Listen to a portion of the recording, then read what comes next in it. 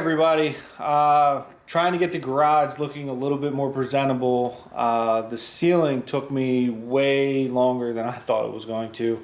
Off and on, I spent about 2 weeks fixing pop marks, seams. I know a few seams, like they're probably hollow. I have to dig them out and retape them, but I went ahead and put one coat of paint on for right now. That way I could work in certain areas a little bit at a time. I'm happy with it for right now. The ceilings were so yellow and dingy. This is probably the first time it's seen paint on it in almost 30 years, fresh paint. And I got a few more ideas I want to do. I got lights I want to put around, and right now I want to change the color of that panel box. I'm going to get that down, scuff it up, and I got a few more hours of daylight. I'm going to see if I can get a coat of paint on it before the sun goes down, so let's get on it.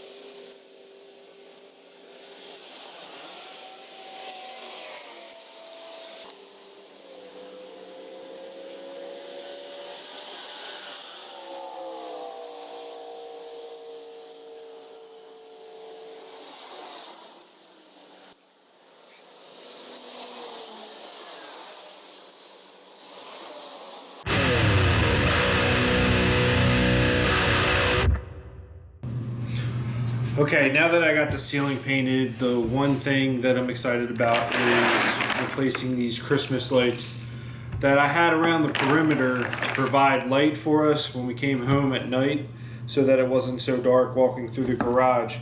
I'm going to be replacing them with these LED strips. I've seen people put these in their camper vans. They seem to be fairly bright. A little worried about the adhesive on the back.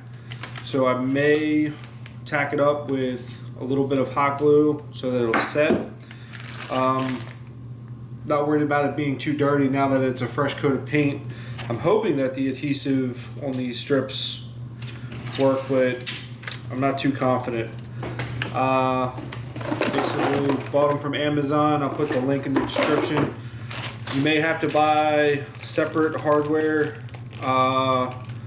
They need to turn 90-degree angles, and there's these little clips you can snip on the one sections and reestablish connection points with these connectors. I'm going to see how far I can get tonight. I like to get these up so they can provide us light when we come home at night. Yep. Okay, so where I'm at right now is I measured out 11 feet. That's going to be my first cut to right there. If I can show you, just get a close up. I marked it, but right here, these connectors, that's where that line, that black line, you're supposed to cut right there so that you can put connectors on them. Definitely make sure they're unplugged before you start snipping them. He said you should be able to use scissors. I have these heavier duty ones right here. Here goes nothing. And they cut fairly easy. Not too bad. And now I need to put a 90-degree turn on it. This right here. Let me see if I can, right like that. A 90-degree turn for the corner. You can mess this up. They have to go, they can only go on one way and work. So, let's see. If it's here right there, and I need to turn it this way.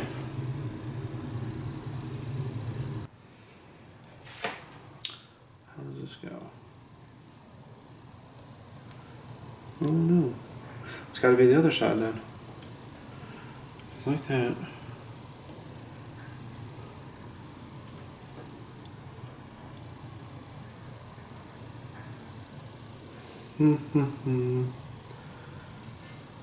What?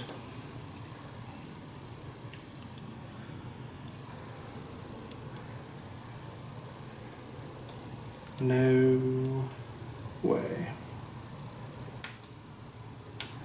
And then these connections. Yeah, so you gotta take the backing off of it and you slide it right in there. It's like they just have these metal, like almost clips in there where you just slide them in. That means this is going to have to go and turn this way. Oh, I don't even have it on the right one. That's why I'm getting turned around. It's going that way. Yup. I did it wrong. Alright, I started from the wrong side. Cool. Yeah, so now all my connections are underneath of those little copper dots. And I guess that's what carries the signal for the lights down the line. So now you can clamp that side on in. Ooh, and there's some difficulty.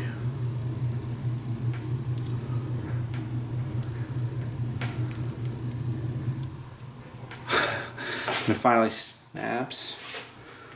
And that should be my first line right here to the plug.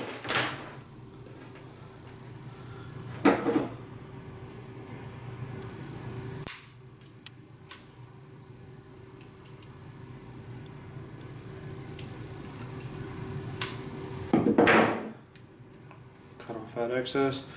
See if this two-phase tape holds now. Now I wanted to show you how to make a connection to one of these connectors to your light strip. Basically expose the light strip here on the backing from the two-phase tape and the you can see the red backing and the adhesive two-phase tape, your light strip. Then you want to find these two grooves underneath and push until that copper portion is up underneath of all four of them. Fold this over and that'll be holding that secure to your light strip. Now you can mess these up, especially with those wired ones, and have this reversed. So you want to make sure that your positive is on the right side or it won't work properly.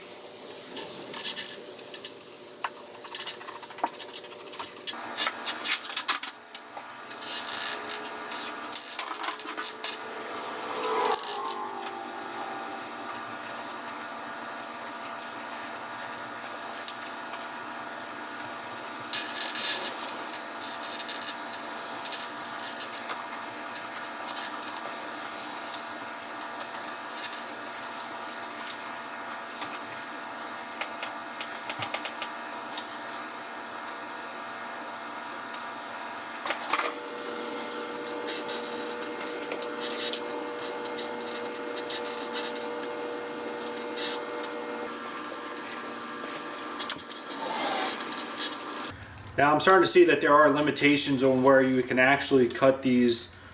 For every 6.5 inches, there's another section, but from this end to here, 6.5 inches, I have a hard solder where it's not recommended probably to cut that to make these connection pieces. So if you land on that into a corner, you're going to be off by, what's that, 13 inches. It's to your next one, to where you can cut. That mathematically gives you a disadvantage on where you're going to land in corners or anywhere else that you might come across. These work perfect theoretically in a square box, but if you have outside corners, I haven't seen any connectors that would turn that except for the wire connectors that I have right here in this particular corner, because where I landed was off by that much. Definitely hoped better that it would give me one of those small 90-degree connectors, but odds are you're not going to land where it wants you to make those cuts for the connectors to be right where you need them. So it's the next day, and I had to stop last night only because I had a question about these lights. They come with two 50-foot reels and a Y splitter off of the power connection. I was wondering if you could run 100 feet continuously, or did you have to split them and run them off of separate with the Y? I found that this was a 120 volt, or no, a 12 volt, and they can only be ran so far before you start to dilute the power, and the lights don't work as efficiently as they should. A 120 volt can run, I think, up to 165. They're a little bit more expensive. These are your basic LED strip lights. Not bad. I turned them on last night. They're very bright, so I didn't want to dilute any of the power that's getting to the strips so that I could have the brightest light possible. They are dimmable with the app, which is very nice, but the one thing that they do lack is that each individual light doesn't have the ability to be a different color, so you just have your basic standard like one color throughout the entire strip. You can dim them, and they have different flashes and stuff like that, but they don't, like multicolored Christmas lights like I had up, they're never going to do that. You have to buy a more expensive roll of lights. This is about as expensive as I want to go with just garage lights. I want to see how these are, but they seem to be holding up pretty well. We started in this corner, so I got a nice 90-degree turn behind my storage right here, and I had to run this out as far as I could because right here I have this cinder block pillar that holds up the I-beam that's structural to the house, so I can't move that. So these lights had to be bumped out from the garage doors so that I can pass that, because you can't, that I found, buy outside corners for these lights. So I'm not going to be able to run this over, turn it in and out, and then back in and then over. So I'm going to hold them away from the door, make a straight run all the way to that wall, and meet up to where I ended. For right now, I got a straight line all the way across, and I want to continue on putting these up. I only have about, a little off of this right now, and I have the straight line established all the way across, so I'm going to follow that.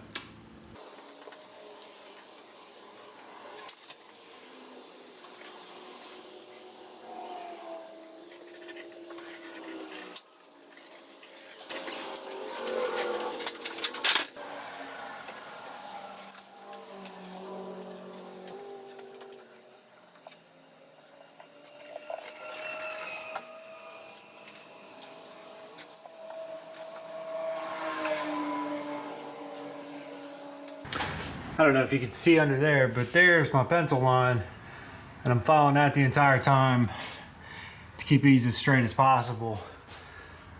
And I'll follow it across here and just go and get myself around to where I ended.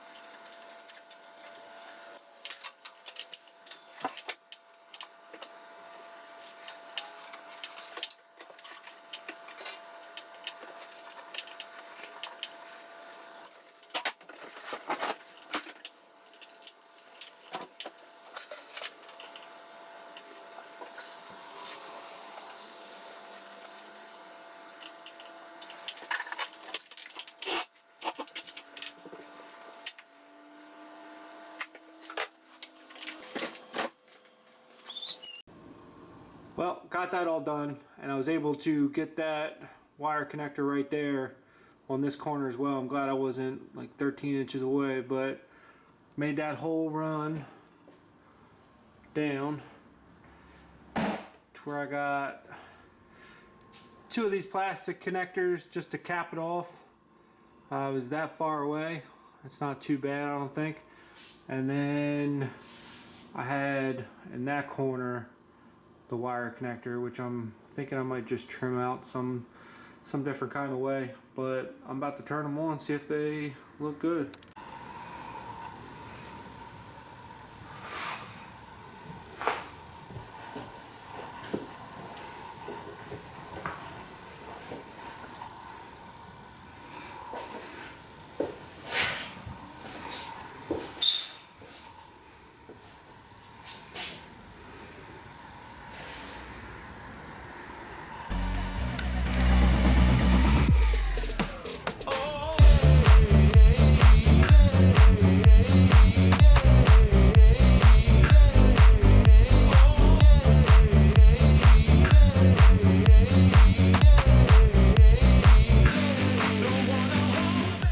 Well, that was a long project, but a fun one. Actually glad that I got the chance to see how these lights are installed. When I get the camper van to this point, I will definitely be running a string of lights in there. But as far as the quality, we're really happy with them. They give off a lot of light for when we're coming home and there's no other lights on in the garage. I definitely saw a lot of people running these off of their 12-volt solar panel systems in their camper vans. Is where I pretty much got the inspiration to put them in the garage. Definitely a step up from the Christmas lights that I had around the entire perimeter. But I had to paint to get to this point. I would recommend that. Gives the adhesion strip a little bit of a better chance. I haven't seen any droops or anything coming off the ceiling, which was about my only concern, but they're definitely worth the money. I would use them again. I'm going to put them in the camper van and go from there. But for now, I really appreciate it if you hit that like and subscribe button. I have more projects planned. Just stick with me. I'll be back.